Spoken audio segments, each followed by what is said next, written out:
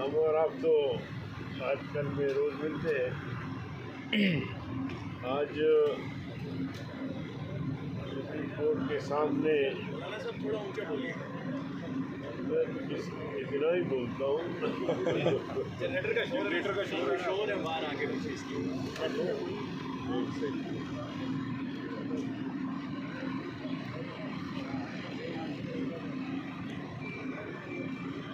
میں نے کہا کہ ہم اور آپ تو آئے روز ملتے رہتے ہیں، مگر آج سپریم کورٹ کے سامنے آپ سے جو ملاقات ہو رہی ہے، بنیادی مقصد یہ ہے کہ پرسوں یعنی سوموار کے دن 15 مئی کو پی ڈی ایم نے فیصلہ کیا ہے کہ ہم یہاں سپریم کورٹ کے سامنے دھرنا دیں گے۔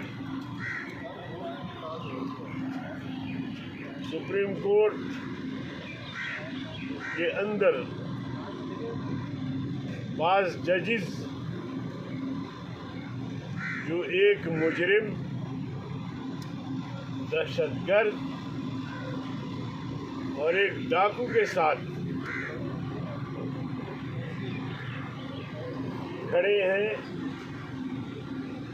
بلکہ ہمارے خلاف ان کے ساتھ فریق کے طور پر کھڑے ہیں۔ آج تک ہم نے یہ نہیں دیکھا کہ منصف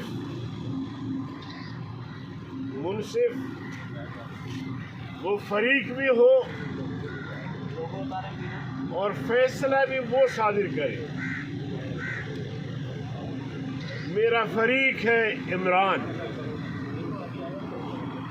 میں نے اپنا کیس لے کر عدالت میں حاضر ہونا تھا، عمران نے بھی عدالت میں حاضر ہونا تھا، اور منصف نے ہمارے بیانات کی روشنی میں فیصلے صادر کرنا تھا، لیکن منصف وہ فریق بن گیا، ایک فریق کے ساتھ مل گیا۔ اب وہ فریق بھی ہے، منصف بھی ہے، قاضی القضات بھی ہے، چیف جسٹس بھی ہے، فریق بھی ہے۔ تو ہم نے واضح طور پہ کہہ دیا تھا، مولانا فضل الرحمان صاحب اور پی ڈی ایم کی پوری قیادت نے، کہ ایسا منصف جو فریق ہے اس کا فیصلہ ہمیں قبول نہیں ہے۔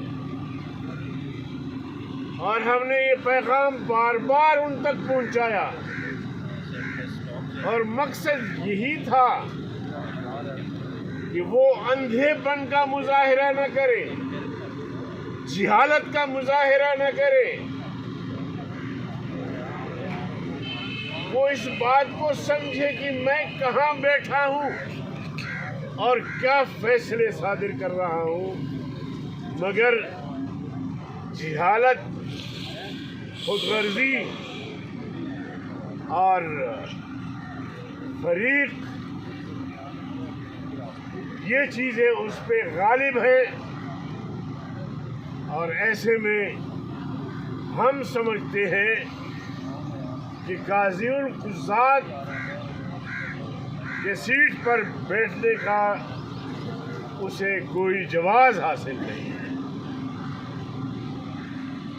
ہمارے پاکستان میں بڑے فیصلے ہوئے ہیں۔ ذوالفقار علی بھٹو کو پھانسی دی گئی، ججز نے اس وقت بھی سہولت کاری کا مظاہرہ کیا، مگر بھٹو صاحب کی پھانسی پر ایسا رد عمل نہیں آیا کہ JHQ پہ حملہ ہو، کور کمانڈر کے گھر پہ حملہ ہو، PTV اور ریڈیو پاکستان پہ حملے ہو، نجی اور قومی املاک کو نقصان پہنچایا ہو. ایسا نہیں. میاں نواز شریف صاحب 2/3 اکثریت سے وزیر اعظم بنے تھے. اس کے بعد دوبارہ وہ وزیر اعظم تھے، ان کو ہٹایا گیا. یوسف رضا گیلانی کو ہٹایا گیا. بہت کچھ ہوا یہاں، اور ایسا کوئی رد عمل نہیں آیا. تو یہ رد عمل قومی املاک کو نقصان پہنچانا، اور ایک ہی ادارہ ہے، اس ادارے سے ہم نے بھی اختلاف کیا ہے. ہم نے بھی جو شخص عمران کو لانے میں کردار ادا کیا، ہم نے بھی اس کو چیلنج کیا اور کہا کہ یہ غلط ہے. لیکن ہم نے کبھی اداروں پر حملے نہیں کیے. ہم نے آزادی مارچ کیا یہاں اسلام آباد میں. 15 سے 17 لاکھ لوگ 15 دن تک بیٹھے رہے. اسلام آباد میں کوئی گملہ نہیں ٹوٹا، کسی دکان کا نقصان نہیں ہوا. ہمارے قافلے کراچی سے چلے. قائد جمعیت مولانا فضل الرحمان صاحب کی قیادت میں ٹریفک بھی چلتی رہی اور قافلہ بھی چلتا رہا. کہیں مشکل پیدا نہیں ہوئی. آج ایک گرفتاری پر پورے ملک میں اتنا رد عمل سمجھ سے بالاتر ہے. ویسے میں آپ حضرات سے کہنا چاہتا ہوں، میں نے یہ پارلیمنٹ میں بھی یہ بات کہی ہے کہ PTI ان کو حکومت دشت میں ملی. انہوں نے ایسی جدوجہد کی جس میں انہوں نے کوڑے کھائے ہوں، جیلیں کاٹی ہوں، پھانسیوں کی سزائیں ہوں، عمر قید کی سزائیں ہوں.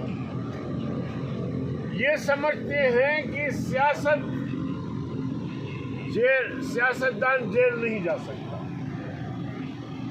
سیاستدان کوڑے نہیں کھا سکتا، سیاستدان کو پھانسی نہیں لگ سکتی.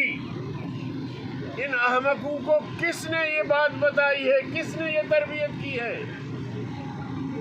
سیاست کا معنی جیل بھی ہے، سیاست کا معنی کوڑے بھی ہے، سیاست کا معنی پھانسی بھی ہے، سیاست کا معنی قید مشقت بھی ہے.